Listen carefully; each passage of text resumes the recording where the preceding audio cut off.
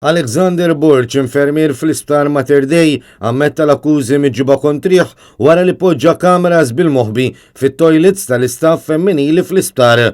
Borch ta' 28 sena mill-fgura ammetta qudiem il-maġistrat Astrid Mejgrima. Fil-qorti l-ispettur Colin Sheldon qal li r-riżulta li l-vittmi ma kinux konxji li xi ħadd kienet jinvadilhom il-privatezza tagħhom bl-iffilmjar. Flimkien mal-ispettur Sergio Pisani, Sheldon qed imexxi l-prosekuzzjoni. Minnaħa tiegħu l-avukat difensur Ismail Bsajla talab li jisem l-akkużat ma jkunx ippubblikat. Iżda minkejja li l-prosekuzzjoni moġġezzjonax, il-qorti xorta ma laqatx it-talba għax qalet li ma tarax li hemm raġuni għalfejn dan għandu jsir.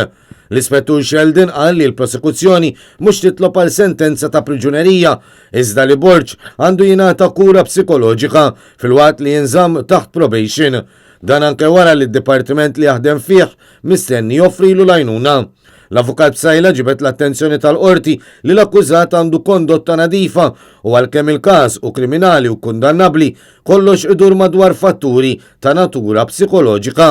Minflok sentenza ta' priġunerija tista' tfisser biss li r-raġel imur 100 miljun pass lura.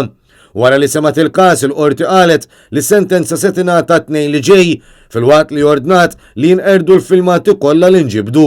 Borch inħeles mill-arrest fuq depositu ta' 500 euro u garanzija personali ta' 5,000 euro filwaqt li ngħata ħinijiet meta jrid ikun id-dar.